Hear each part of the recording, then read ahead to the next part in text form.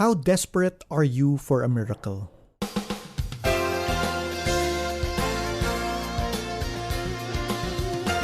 Good Monday morning. This is episode 4, season 2 of our podcast. I'm Arnie Manzano, and I hope our time together inspires you to live more of the discipled life. Thanks for tuning in. We're available on Spotify, Apple and Google Podcasts, and wherever you listen to your streaming audio. Our guest for today is a longtime friend, an artist, business owner, wife and mother to a preteen. She was diagnosed with cancer in 2019. Complications arose which led to 3 major surgeries within a year. Listen to her story on how her faith sustained her towards the road to recovery and now living her life to the full. Here's Miss Hazel Hong. Hazel, good morning to you. Good morning, Arnie. How are you doing, my dear sister? I'm so good. Good as ever. Yes, and you're looking great. I was Thank you.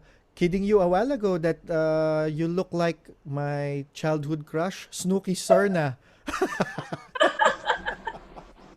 Anyway, Hazel, how's life been?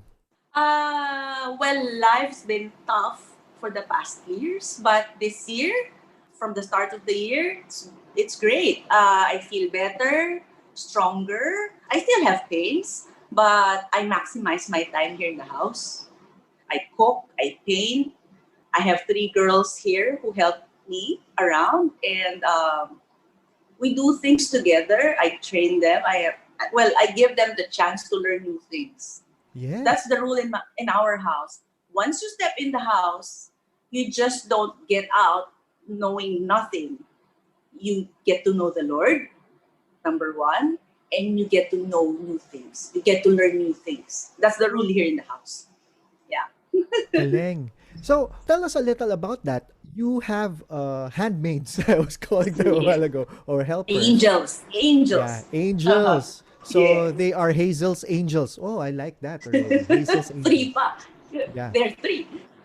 Yeah, that's part of the reason why I invited you here in Good Monday Morning. So, you could share with us your journey towards your health and recovery.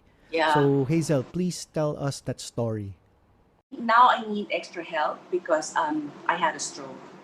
So I have problems with balance, even speech. I have a little problem with talking. Some words are hard to utter, to pronounce, but then I try. I sometimes I just because I speak fast, so I have to learn how to speak slowly. Because I got sick, I needed a caregiver. So now she's here too. So that now there are three. Mm-hmm. So it started in 2019. I had a stroke in December. I was in ICU. Well, we spent Christmas in the ICU. That was the time that we learned that I had a malignant tumor Mm-hmm. because they had to do scans and they found a big tumor in my ovary. So after the stroke, the doctors told us that you know, they called my OB. So my OB talked to me about it and told me to go see him when I get discharged from the hospital so that we can talk about the plans. So we went to the neuro, and then my neurologist told us that the stroke could have been caused by the tumor. Mm. And during that time, January, I was having a therapy. My left leg hurt, and it was so painful that I was crying of pain. So we went to see the neuro again. We found out that I had DVT. So from head, it went to my leg, Yeah. both legs. My neuro said, I think we need to take out the tumor. I haven't even gone to my OB yet. Yeah. So we were forced to rush everything because it was causing, these things, stroke and then DVT. So I was admitted to the hospital. I had a bad bleeding because of the medicine. So I was admitted. And then the doctor, my neuro called a family meeting so that we'd plan on how to Yeah. do it. I had a very complicated case because my the adhesion in my internal organs was really bad. It was really bad. So it's been a long time. So my OB just held off surgery for years because of the complication. It was a complicated case. But now, because of what happened, they were forced to plan the surgery. My OB said it's gonna be risky because of my case. All the doctors were telling me to pray and pray for them too because it's gonna be risk. They asked us to sign a waiver because they might puncture my bladder. Mm-mm. Everything could happen. And I told my anesthesiologist, no, don't worry about it because God is gonna be with you in the OR. Wow. You're gonna be good. So You're the he's one gonna. even giving them encouragement through Yes, that yes, ordeal. yeah. Because they were kind of really scared because of they studied my case, and for the longest time my OB didn't want to open me up, because Mm. of this, but because of the tumor, they have to do everything. Yeah. So my OB said, "Let's just do it. I'll try my best, not to damage anything." So I told him, "No, doc, it's okay. I'm ready. God is gonna be with us. Let's do this." Wow. Whenever they ask me, "Are you ready?" I'll answer them, "Yesterday, I was already ready. So let's just do this." Like in Tagalog, we always say that, when you ask me if I'm ready, I'll tell them na kahapon pa. Kahapon pa ako ready. That's the way I told them. So we scheduled the surgery. My sister had to come visit from the States. She decided to come here because of a very complicated case. They wanted to be here. My parents came from the States. They were supposed to come home January. It was a perfect time because they came just in time for my surgery. Mm-hmm. The surgery was supposed to be, it will take about 3 to 5 hours. Okay, but it turned out to be 13 hours. Wow. Yeah, it was a 13-hour surgery. So the doctors had to come out to update my family. They had to resection my intestines. They had to cut and resection my intestines. On the ninth hour, my doctor had to come out to tell my family to give him another 3 hours because he wanted to save my bladder. Because it was so adhered to my colon, they Yeah. didn't want to puncture anything. My adhesions were so severe that they had to ask for extra time. It took them 13 hours to finish everything. They were all so tired after that. And I had a spiritual warfare during the time of the transition from waking up from the anesthesia, Mm-hmm.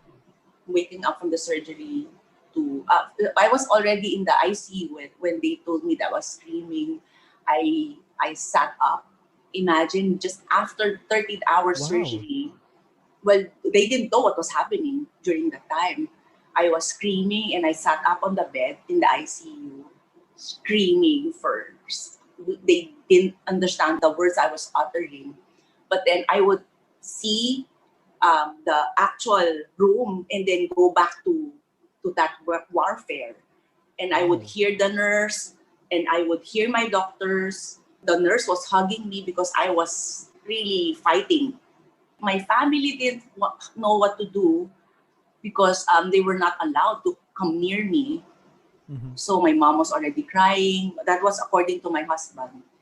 What happened was the devil told me during that spiritual warfare, he hated me because of my faith.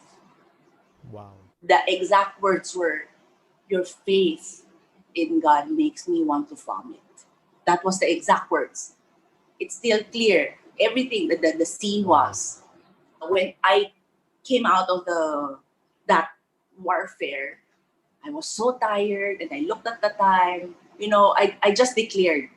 I told the devil that he has no right over my life. Mm-hmm. God is the only one who who breathes life, takes away and gives life. So, Come on. and I told him that by Jesus' blood, I was healed. So get out of my life. You have no right over Yes. my life. I'm going to live, and you're not going to win this. When Raymond came to me, it was already 1 in the morning. My surgery was 6 a.m. 6 a.m. This was the following day, Yes. 1 a.m. I asked him what happened. He told me about that screaming and all. So I told him, I had a spiritual warfare, and God was there, but I knew that He was just watching me. He was just watching me to win this. Mm-hmm. As His daughter, I think He was so proud that Wow. I fought with the devil, and He was just like Job.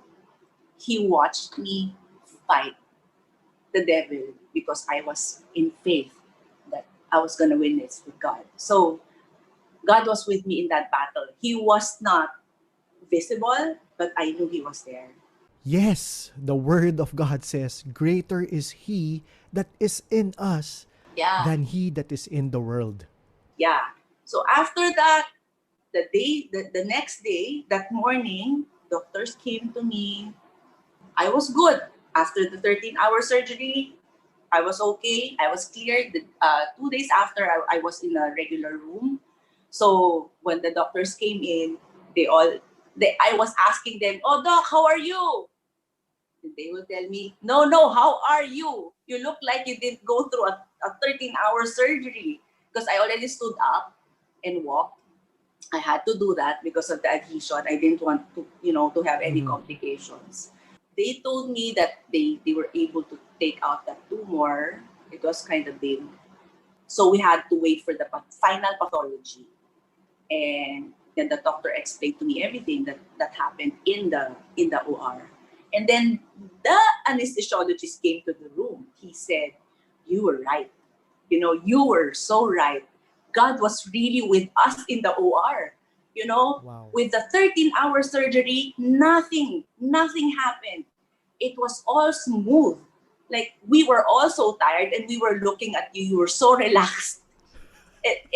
Everyone in the room, was so tired, but everything was so smooth. Even the machines, nothing broke down. We were so encouraged with what you said, that I was telling all the doctors, "No, Hazel said God is gonna be with us.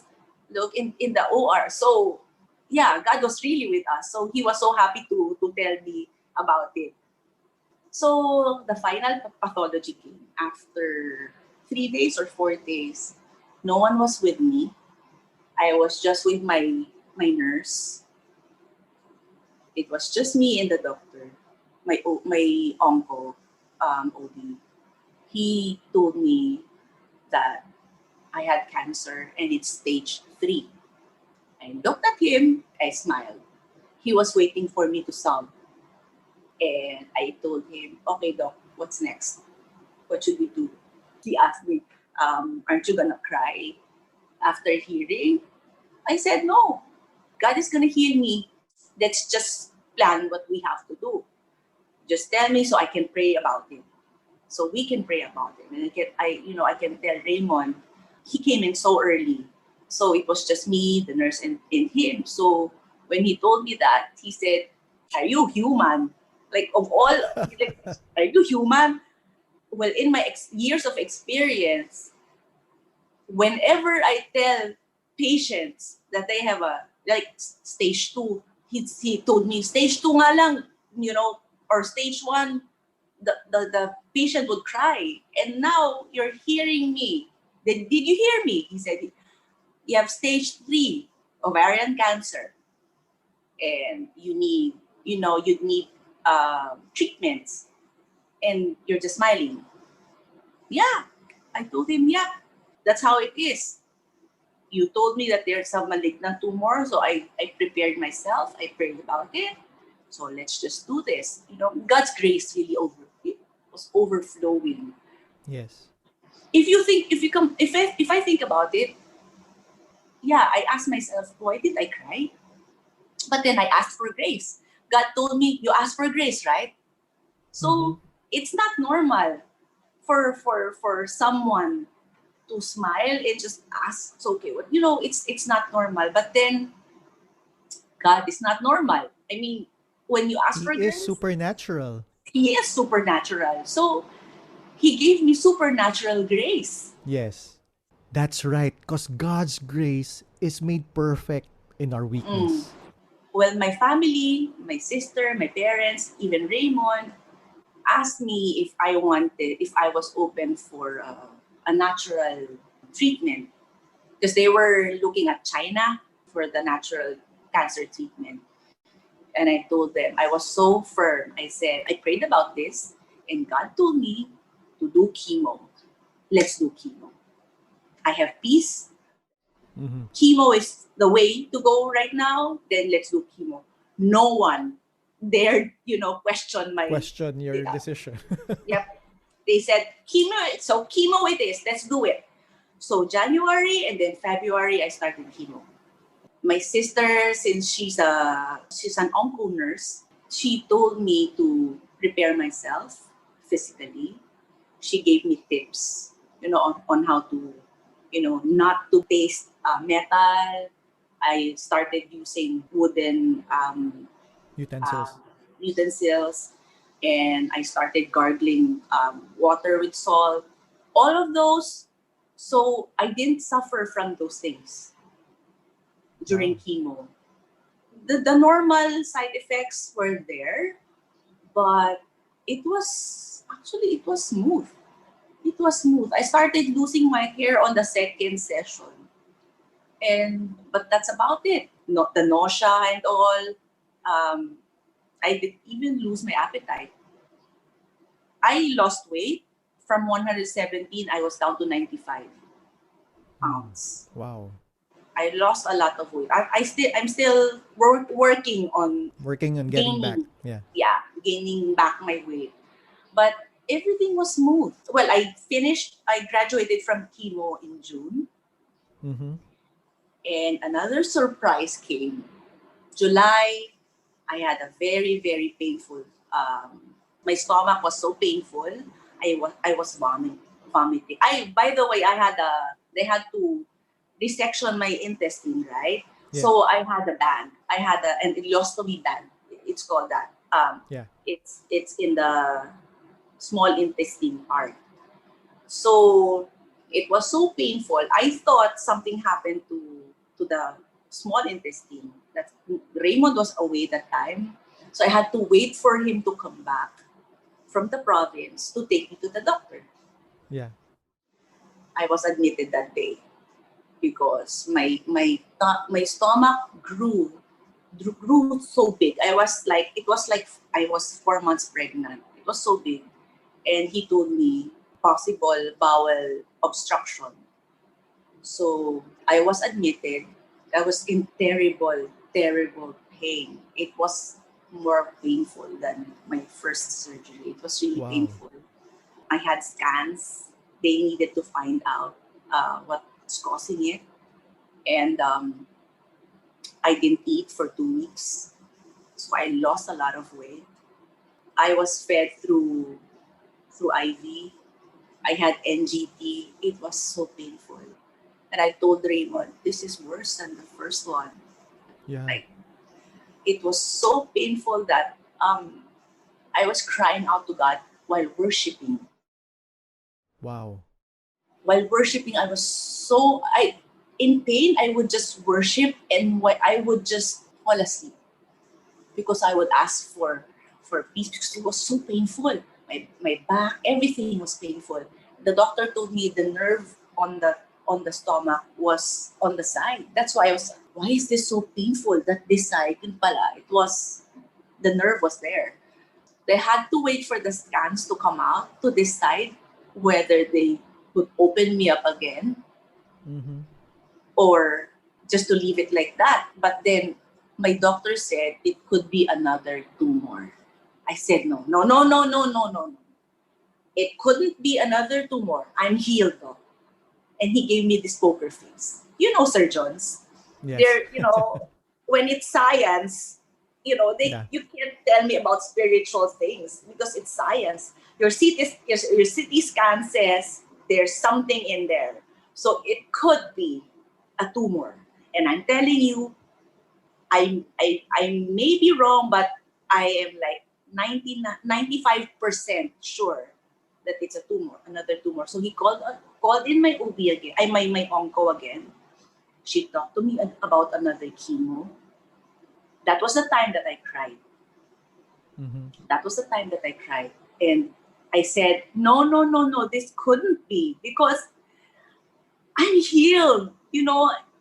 I don't believe that there's a tumor in my stomach. It could be something else, but it's not a tumor. They called in another doctor to perform HIPEC. HIPEC is like the way it's done is that when during surgery, if they find something, the doctor performs that HIPEC. It's like a chemo on the spot. Oh, okay. It's kind of risky because the temperature is very hot, and they would just treat the area where the cancer is. But then my sister told me there's no clinical studies that says that it's 100% effective. I see. And I told her, I don't want to do this. It's gonna cost us another 400,000 for that. And it's not about money, but I am sure that I don't need it because I'm healed. Wow. The night before the surgery, it was I think 11:30. I called up Raymond. Everything was scheduled. I called up Raymond. I said, I don't want to have that high tech thing. I don't Mm-hmm. need it because I don't have another tumor in my stomach. I don't have cancer anymore. It's gone and I'm healed. I told Raymond to call my surgeon to tell him to call off that high Yeah. tech. I also texted my doctor. The doctor said, you're the patient, it's your decision. I already talked to your husband, and let's just not cancel it, but let's just tell the doctor to just be on standby. Just in case. I told my doctor, uh, I don't think there's a need though. That's a Wow. test. I don't think there's a need. That morning, they told us that he just decided to just cancel it because I wasn't comfortable with it. So Yeah. he said, it's your decision. So I just canceled it. So true enough, there was no tumor. It was just a bad adhesion. It was an alien-like adhesion that created 7 pegs Whoa. on my Yeah. on my intestine and pulled them together. Wow. So it was twisted. That's why I was It's causing in so so much. much pain. Yeah. Yes. So my surgeon told me, you're so lucky. Your intestine did not rot. It's twisted, and underneath the intestine, I can't explain it. It's scientific, but he said that it could have rot because of that. He even showed me a picture. They took a picture of my intestine. It was so inflamed. You wouldn't Mm-hmm. think it came from my stomach. From my stomach. Wow. So it's You really know, like 95 alien like. plus. What that's what they Yeah, said, right? but they forgot. I told the anesthesiologist again because we had to change another anesthesiologist if we decide to go for HIPEC. It's Mm-hmm. another, Mm-hmm. he doesn't do the HIPEC. So I told the anesthesiologist, no, you will be there tomorrow, doc, because I don't need HIPEC. I would need you there for that regular surgery. So that the time that they opened me up, he went to my head. He told me he came back again for a visit. And he said, she prayed for this. She was so sure that it's not a tumor. Grabe. That term, sabi niya, grabe. She prayed for this and she's right. It's not a tumor. Wow. Yeah. They were all so happy, and the moment the surgeon came in the OR, he was like downcast. Prepared, like not really downcast, but he was like internalizing. That's what doctors do when they, because he said this might be another January surgery. He was Mm-hmm. preparing himself for a long and tedious surgery, but then when he opened me up, and found out that it was just an adhesion. They were all, talking Yeah. like freely, and like they said that they were talking about me actually in the OR. That, they were laughing, they were talking about me, and they said, she was right, so let's just do this. So And you were literally the talk of the town. yeah. So the surgery was just 3 hours. It was Wow. easy and light. Hazel, I'll give you a little breather, okay? Uh, So, amidst all these, what made you so sure? What kept you staying in this positive attitude and faith? the reason for me being so in faith, being so sure that I was healed was that I think that was the only time that I cried. I really cried. I sobbed like a daughter to a father. Wow. I cried to God. We used our son's room downstairs because it was hard for me to walk up the stairs. So I sat on his bed and I was praying to God. Well, he has a big collection of books. So I was looking at the books and I was crying. I was really crying out to God, pleading for my life. And I told God, you gave us Nathan at an old age. I don't I don't think, Lord, you will you know, take me home now, because I want you to extend my life, to just extend my life so I can see my son grow up. Mm-hmm. And then when I looked up, he showed me, it was a vision. It became the books like Geronimo Stilton, Mm. his Percy Jackson books turned into college books. Wow. It was a vision, and then it went back to his original books. And I really cried, and I told God, wow, thank you for assuring me of this. And then he gave me verses in First Kings, when Hezekiah pleaded for his life, right? Mm-hmm. He told him that I will heal you. When I read that, Lord, I said, Lord, I know that you will heal me, and I claim this. I am healed because you said it. So I had 3 surgeries in a span of a year. Mm. Um, First one was January, then July, because of the obstruction, the twisted intestine. And then the third was they took down the ileostomy bag. Yes. Yeah, so I was normal again in November. Hazel, thank you so much for sharing your story. And what I really picked up from there is when you mentioned you were ready yesterday from yesterday. Ready na ako kahapon pa. And you had so much peace about it. And as you were sharing your story, I just really sense the overwhelming peace that God has given you. Is there a passage of scripture that you would want to leave our listeners with throughout all these ordeal that you have gone through? Um, there's a lot of passages that God gave me, Mm-hmm. but in Romans 8 verse 28, and we know that all things work together for the good of those who love Him, who have been called according to His purpose. Yes. So sometimes we think what happened to us is like so dark. The trials are overwhelming, but it always turns out for the good. Like, I was in the MRI. I didn't even ask God, why me? Why did this happen to me? Mm-hmm. No, I didn't ask Him. During my quiet time in the MRI, I asked Him, Lord, what's your reason for this? The only word that He told me is change. Everything changed. I was so busy. 2019, I traveled 3 times or 4 times that year.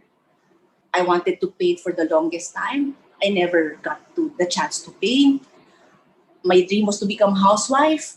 I was always out. I managed the house, but I wasn't a housewife. I managed my business. I would always work. The purpose that this happened was, yeah, there was change. The whole thing changed, but then the purpose for this, all this, is for God to be glorified Yes. and for people to see that miracle still happens Yes. in this time and age. I mean, people would say, nah, everything is science. Everything can be done, through, especially there in Singapore. Like, everything is possible, right? But it's still God who calls the shots. Yes.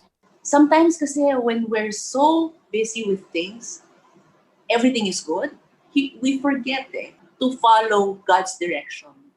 Unlike when we're in the dark, we call out to Him, we reach out to Him, and we follow Him.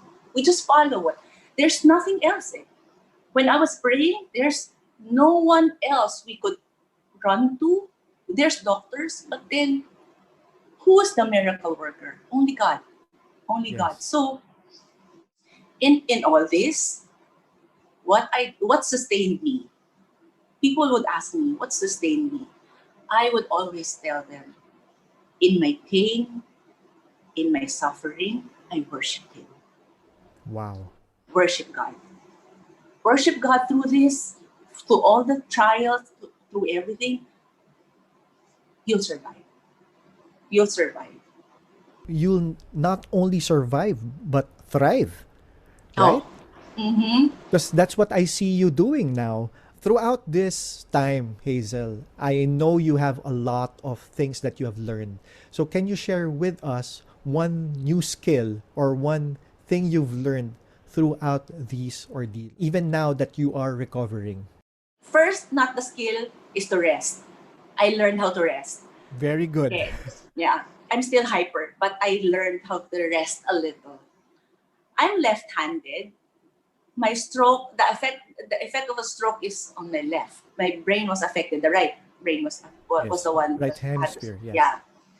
So my left was affected. I'm left-handed. So I forced myself to paint using my left, right? So it was hard. It was frustrating at first. But then the new skill that I learned is I learned how to use my right hand. So I paint with both my hands, both left and the right. So it's amazing. It's really amazing. And I used to be a realist, and I've been wanting to learn how to paint loose, expressive painting, expressionism. Yeah. And now I have learned to do that, painting loose. So it's not that I'm abandoning the realism skill, the painting, but then I'm happier with what I'm doing now. Yeah. So God is so amazing. I see your Facebook post and your angels, your helpers, you are teaching them how to paint also. Yeah, as an artist, I've been wanting to really paint and share. I'm not an art teacher, but I'm an artist who is willing to teach. Yes. So I told my angels, let's start with you guys. If you want to learn something, and they were so scared, Mom, we don't have art in our body. Well, no, I told them, art is a God-given talent, but you can try and hone your skill. Mm-hmm. It's also a skill. So if you learn the steps, if you learn how to do it, then you can develop that skill. So they were so happy to be able to have two artworks, and Yes. they wanted them framed. God is good. God is truly good and Yeah. awesome. I remember last time pala, no? Many years ago, you visited Singapore and Yes. I had tea time with Raymond. Yes. I remember just the two of you bonding.